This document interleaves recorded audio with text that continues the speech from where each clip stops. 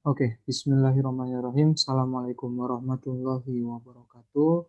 Perkenalkan, kami dari kelompok 7 dengan beranggotakan saya sendiri, nama Muhammad Nur Afif Afandi, NIM saya 19423.025. Kemudian ada Yusdan Anugrah dengan NIM 19423.023. Nah, di sini perkenankan kami akan menjelaskan tentang tafsir ayat dan hadis tentang rezeki dalam metode tafsir Maudhu'i. Oke, kemudian untuk konteks pembahasan pada kali ini kita akan membahas tiga bab. Yang pertama yakni ada metode tafsir Maudhu'i, kemudian yang bab kedua adalah tentang definisi rezeki, kemudian yang ketiga yakni tentang tafsir ayat dan hadis tentang rezeki dalam perspektif tafsir Maudhu'i. Oke, yang pertama ya ini bab pertama adalah metode tafsir Maudhu'i. Nah, bagaimana sih metode tafsir Maudhu'i itu? Nah, menurut Quraisy Shihab, metode tafsir Maudhu'i ini merupakan suatu metode para mufasir untuk menghimpun ayat-ayat Al-Quran dari berbagai surat yang berkaitan dengan persoalan yang sudah ditetapkan dalam tema tertentu. Metode tafsir maudhu ini selalu memperhatikan urutan tertib turunnya masing-masing ayat. Tafsir maudhu'i ini disebut juga dengan tafsir tematik. Kemudian definisi rezeki. Bab kedua yakni tentang definisi rezeki. Rezeki atau arizku itu berasal dari kata bahasa Arab yakni rozako, yarzuku, rizkon yang artinya memberikan rezeki. Nah, secara bahasa, kata rizku itu memiliki dua makna. Makna yang pertama, yakni berarti bermakna pemberian. Dan makna yang kedua, berarti apa-apa yang dimanfaatkan oleh manusia, baik apa yang dimakan dan apa yang dipakai. Nah, sedangkan secara istilah, rezeki itu ialah segala sesuatu yang bermanfaat yang Allah halalkan untuknya, baik berupa pakaian, makanan, maupun sampai kepada istri termasuk juga kesehatan, kemudian pendengaran, penglihatan, dan lain-lain. Al-Quran menyebutkan 112 lafadz ar-rizku atau rizkun yang terdapat dalam 41 surat. Nah, lafadz dalam bentuk non atau rizku itu disebutkan paling banyak yakni 54 kali atau sebanyak 48,2%. Berikut ini adalah tabel frekuensi dari penyebutan kata rizku. Istilah rozako itu total 35 dengan Makkah 22 dan Madaniyah 13 ayat. Kemudian ada istilah yarzuku dari Makkah 10 kata dan Madaniyah ada 6. Urzuk itu ada satu dari Makkah, kemudian Madaniyah ada 4. Nah, di sini yang paling banyak adalah rizku, yakni bentuknya verbal non dengan Makkah ada 41 kata dan Madaniyah ada 13 kata dengan total 54 dan totalnya 48,2%. Sumber ini didapatkan dari Raharjo Ensiklopedia Al-Quran halaman 578. Kemudian untuk bab selanjutnya yakni tafsir ayat dan hadis tentang rezeki. Nah, tafsir ayat dan hadis tentang rezeki dalam tafsir Maudhu'i ini kami membaginya menjadi 4 agar lebih mudah difahami oleh para pembaca sekalian. Nah, subbab yang pertama ya ini tentang hakikat bahwa rezeki itu dari Allah Subhanahu wa taala. Kemudian subbab yang kedua ya ini rezeki setiap manusia itu sudah ditentukan oleh Allah Subhanahu wa taala. Kemudian yang ketiga, usaha yang halal untuk mencari rezeki dan yang keempat ya ini rezeki yang baik dan halal. Oke, subbab pertama ya ini tentang hakikat bahwa rezeki dari Allah Subhanahu wa taala yang akan dijelaskan oleh Yuzdanu Anugrah. Bismillahirrahmanirrahim. Hakikat bahwa rezeki dari Allah. Hasil dan pembahasan sesungguhnya rezeki merupakan pemberian dari Allah Subhanahu wa taala. Tiada sekutu yang mampu menandinginya. Dalam Al-Qur'an disebutkan bahwasanya Allah berfirman dalam surah Saba ayat 24 yang berbunyi Qul may yarzuqukum minas samawati wal ar. Qulillahu wa inna au iyyakum la'ala hudan au fi dhalalim mubin. Yang artinya, katakanlah, siapakah yang memberi rezeki kepadamu dari langit dan dari bumi? Katakanlah Allah. Dan sesungguhnya kami atau kamu bagi orang-orang yang musyrik pasti berada dalam kebenaran atau dalam kesesatan yang nyata. Kemudian ada pula firman yang kedua, surah Saba ayat 36 yang berbunyi, Qul inna rabbi yabsutur rizqa liman yasha wa yaqdiru walakinna aksaron nasi la ya'lamun. Katakanlah, sungguh Tuhanku melapangkan rezeki bagi siapa yang Dia kehendaki dan membatasinya bagi siapa yang Dia kehendaki. Tetapi kebanyakan manusia tidak mengetahui.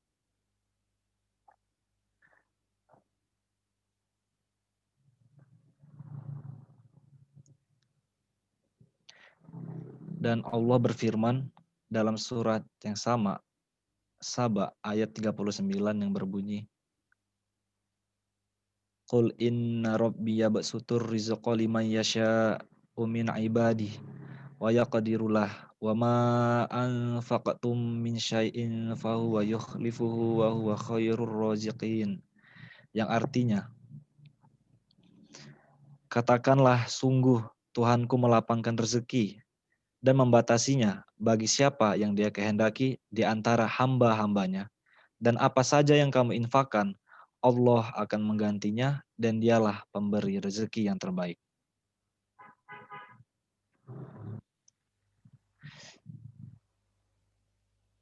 Dari beberapa penjelasan tafsir Quran surat Saba ayat 24, 36 dan 39 disimpulkan bahwasanya Allah lah yang memberikan rezeki, Allah lah yang memberikan rezeki dan membatasi rezeki bagi siapapun di antara hamba-hambanya yang dikehendaki.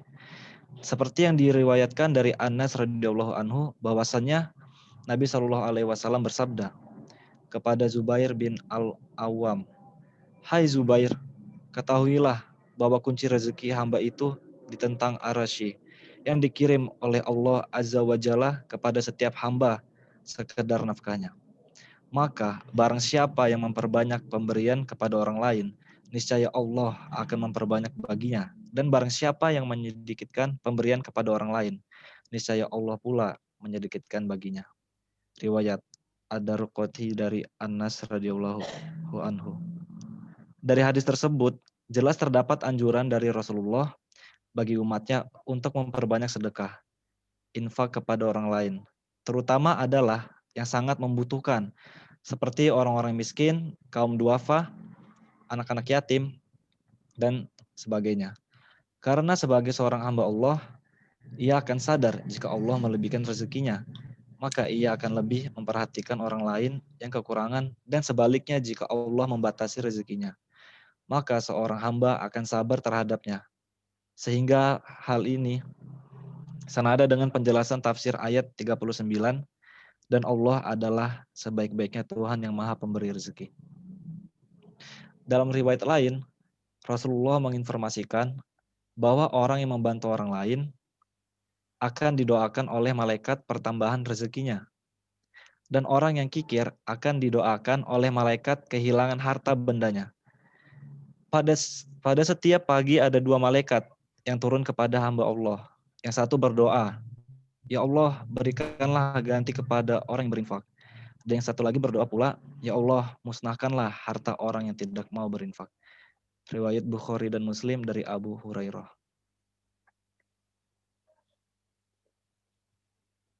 Oke, baik.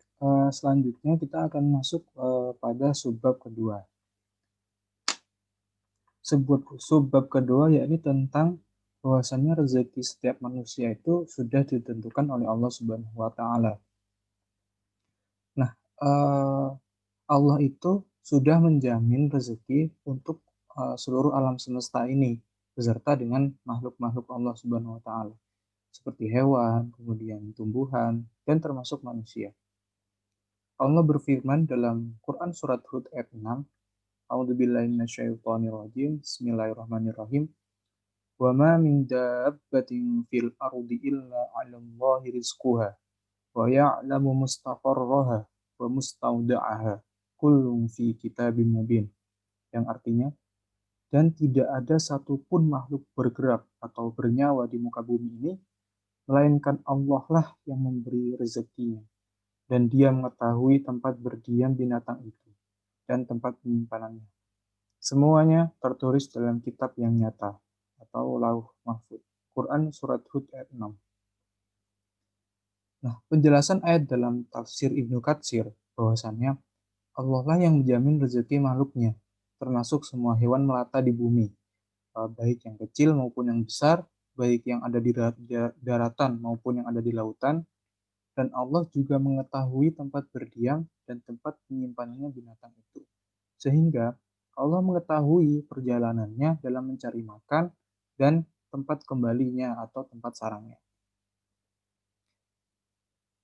Nah, kemudian dalam penjelasan tafsir Kemenak itu dijelaskan lebih dijelaskan lebih secara rinci bahwasannya binatang yang melata yang hidup di bumi yang meliputi binatang yang merayap kemudian merangkak ataupun berjalan dengan kedua kakinya itu semuanya dijamin rezekinya oleh Allah Subhanahu wa taala.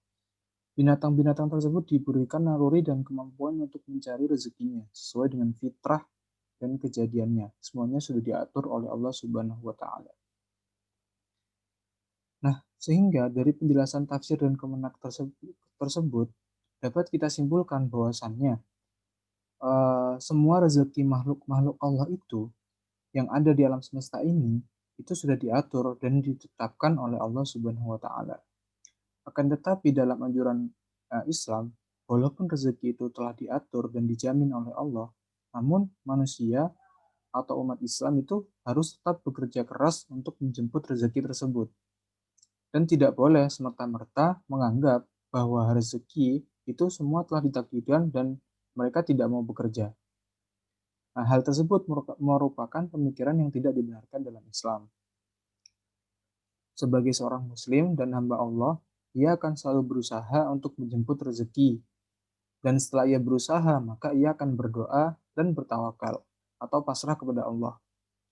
Seperti yang telah disabdakan oleh Rasulullah SAW dalam hadisnya, bahwasannya Rasulullah SAW bersabda, seandainya kalian bertawakal kepada Allah dengan sebenar-benar tawakal, niscaya Allah akan memberikan rezeki kepada kalian, sebagaimana Dia memberikan rezeki kepada seekor burung yang keluar pada pagi hari dalam keadaan lapar, lalu sore harinya pulang dalam keadaan kenyang.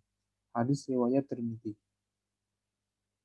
Oke, terus kemudian kita akan lanjut di subbab ketiga, yakni tentang usaha yang halal untuk mencari rezeki Allah, yang akan dijelaskan oleh Yudhanu.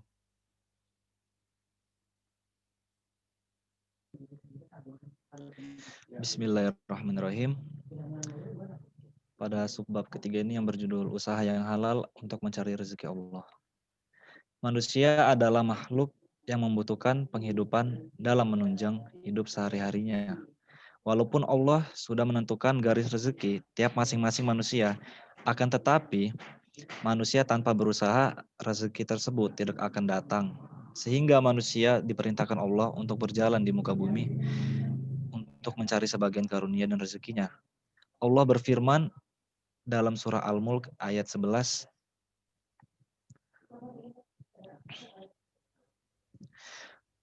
Huwallazi ja'ala lakumul arda zalula famshu fi manakibiha wa kulu mir rizqih wa ilaihin nusyur.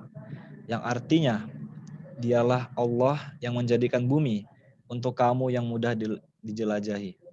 Maka jelajahilah di segala penjurunya dan makanlah sebagian dari rezekinya. Dan hanya kepadanya lah kamu kembali setelah dibangkitkan. Diriwayatkan, dalam penjelasan tafsir Al-Muyassar, dalam ayat ini dijelaskan bahwa Allah lah yang menciptakan bumi itu mudah dan empuk bagi kalian untuk ditinggali. Maka berjalanlah di sisi-sisi dan ujung-ujungnya. dan makanlah dari rezeki yang disiapkannya untuk kalian di dunia, dan hanya kepadanya sajalah kalian dibangkitkan untuk perhitungan dan pembalasan. Namun ada perbedaan dalam tafsir Kemenak yang dijelaskan lebih banyak. Dalam tafsir Kemenak, ayat ini menerangkan bahwasannya Allah telah menciptakan bumi dan memudahkan untuk mereka, sehingga mereka dapat mengambil manfaat untuk kepentingan hidupnya. Ayat ini juga menyatakan bahwa sifat rahman-Nya meliputi seluruh umat manusia. Setelah itu, Allah memerintahkan agar mereka berjalan di muka bumi untuk memperhatikan keindahan alam atau tadabbur. Berusaha mengolah alam yang mudah ini, berdagang, beternak, bercocok tanam, dan mencari rezeki yang halal. Karena sejatinya mencari rezeki yang halal adalah salah satu bentuk ibadah kepada Allah. Seperti yang telah diriwayatkan dari Ali radhiyallahu anhu bahwasanya Rasulullah Shallallahu alaihi wasallam pernah bersabda, sesungguhnya Allah senang melihat hambanya dalam mencari rezeki yang halal. Hadis riwayat At-Tabrani. Dalam hadis lain juga menerangkan bahwa setiap muslim wajib untuk mencari rezeki yang halal. Seperti yang diriwayatkan dari Anas bin Malik bahwa Rasulullah Shallallahu alaihi wasallam bersabda, mencari rezeki yang halal wajib bagi setiap orang muslim.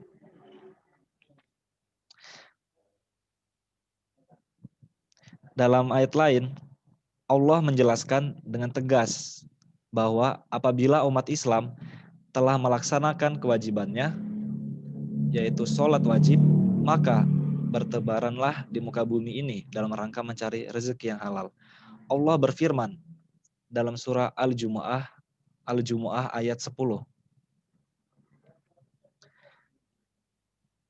Apabila sholat telah dilaksanakan, maka bertebaranlah kamu di bumi. Carilah karunia Allah dan ingatlah Allah sebanyak-banyaknya agar kamu beruntung.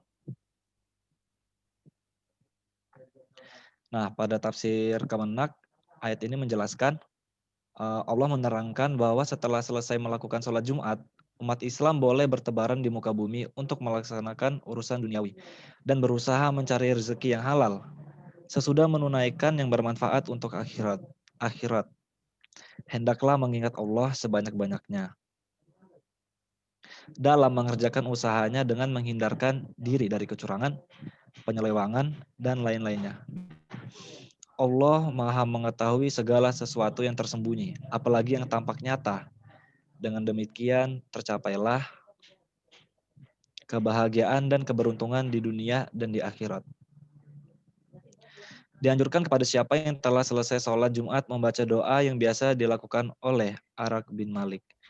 Ya Allah, sesungguhnya aku telah memenuhi panggilanmu dan melaksanakan kewajiban kepadamu dan bertebaran di muka bumi sebagaimana engkau perintahkan kepadaku. Maka anugerahkanlah kepadaku karuniamu, engkaulah sebaik-baik pemberi rezeki. Riwayat Ibnu Abi Hatim. Dalam hadis lain juga disebutkan tentang bagaimana mencari rezeki. Bagaimana mencari rezeki yang halal yang diterima oleh Allah. Dalam hal ini, Rasulullah pernah ditanya, penghasilan apakah yang paling baik? Lalu beliau menjawab, pekerjaan seseorang dengan tangannya sendiri. Dan semua penghasilan yang mabrur. Diterima, mabrur itu maksudnya diterima di sisi Allah Subhanahu wa taala. Hadis riwayat Al-Hakim. Oke, baik. Kita lanjut di subbab yang keempat atau yang terakhir, yakni tentang rezeki yang baik dan halal. Nah, apabila seorang hamba Allah itu atau seorang muslim itu sudah berhasil memperoleh rezeki dari hasil kerja atau hasil usahanya, maka sikap selanjutnya itu kita harus sebagai umat muslim itu harus memperdayakan rezeki tersebut sesuai dengan syariat Islam. Dalam surat Al-Baqarah ayat 172, Allah berfirman, A'udzubillahi minasyaitonirrajim, Bismillahirrahmanirrahim. Ya ayyuhalladzina amanu kulu min thayyibati ma razaqnakum washkuru lillahi in kuntum iyyahu ta'budun. Yang artinya, wahai orang-orang yang beriman, makanlah di antara rezeki yang baik-baik yang kami berikan kepadamu. dan bersyukurlah kepada Allah jika benar-benar kepadanya kamu menyembah. Quran Surat Al-Baqarah ayat 172. Nah, dalam penjelasan tafsir Kemenak itu dijelaskan bahwasannya agar seorang mukmin ini makan dari makanan yang baik yang diberikan oleh Allah, dan rezeki yang diberikan Allah itu haruslah disyukuri.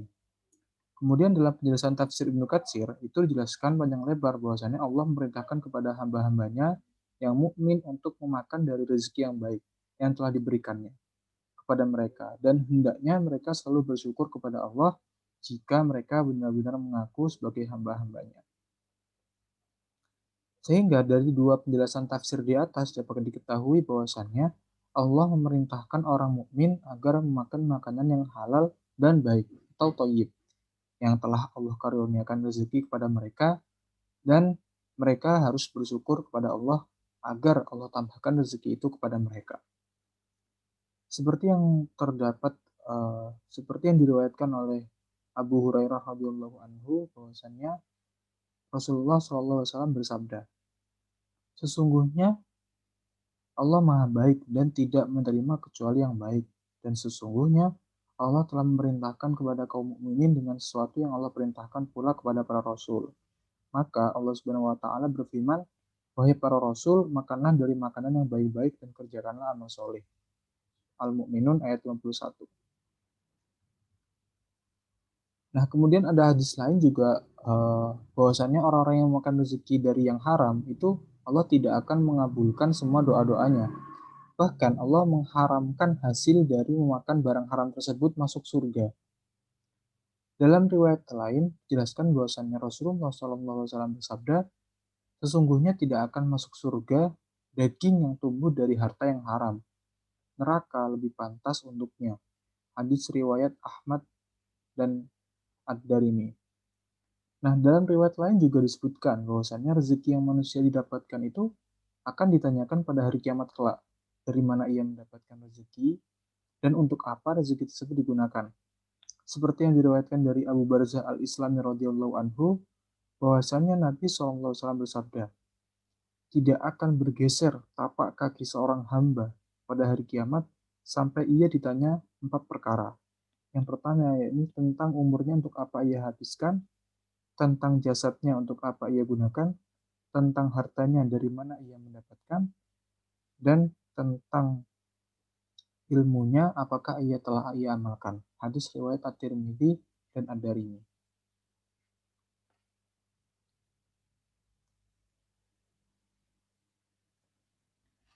Nah, kemudian kita masuk ke ada kesimpulan.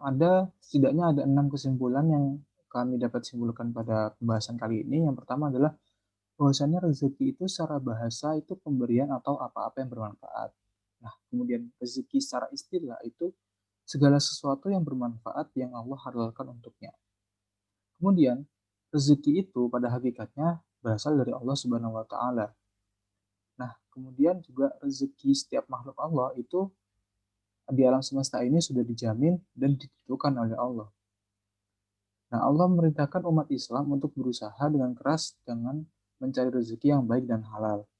Kemudian Allah memerintahkan umat Islam untuk menggunakan rezekinya yang bermanfaat dan baik bagi diri sendiri dan juga lingkungan sekitar. Itu setidaknya ada 6 kesimpulan yang dapat kita temukan di pembahasan kali ini. Mungkin cukup sekian dari kami pembahasan ini. Kurang lebihnya mohon maaf jika ada kata-kata yang salah. Kami cukupkan. Wassalamualaikum warahmatullahi wabarakatuh.